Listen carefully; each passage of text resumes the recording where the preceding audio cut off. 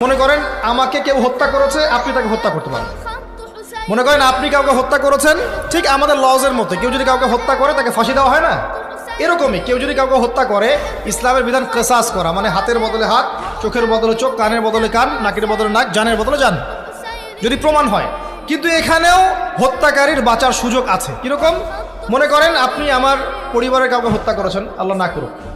এখন আপনি এসে আমাকে ক্ষমা চাচ্ছেন যে আমার ভুল হয়ে গেছে, আমি রক্তপণ দিব, আমাকে মাফ করে দেন।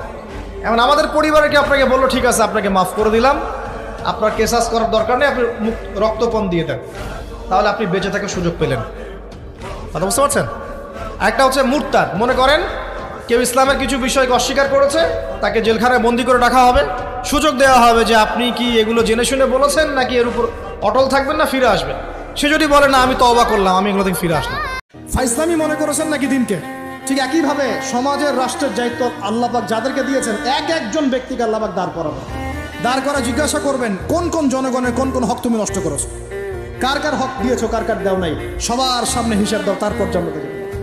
এত সহজ না, এত সহজ না। দুনিয়ার জীবনের প্রতিটা কাজের হিসাব আল্লাহর কাছে দিতে হবেই হবে, এটা গ্যারান্টি। যখন পূর্বের কোনো পাপের কথা মনে হয় যে এতদিন আগে আমার একটা পাপ হয়ে গিয়েছিল, মনটা একটু খারাপ হতে পারে, চোখে পানি আসতে পারে, ইমিডিয়েটলি পড়তে বলা হচ্ছে আস্তাগফিরুল্লাহ ওয়া আতুবু ইলাইহি, আস্তাগফিরুল্লাহ ওয়া আতুবু ইলাইহি।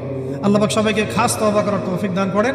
কিন্তু এখন যদি আমার আপনার হাতে রাজনৈতিক ক্ষমতা থাকতো, তাহলে আমরা দেখাই দিতাম যে একজন সাইফুরকে মারলে কতজনের লাশ পড়ে। একজন সেনানীকে যদি কাঁটাতারে ঝুলাই দেওয়া হয়, ওরকম 10টা বিএসএফ কে মারার ক্ষমতা আমাদের আছে। এই শক্তি সামর্থ্য আমাদের ভাইদের আছে।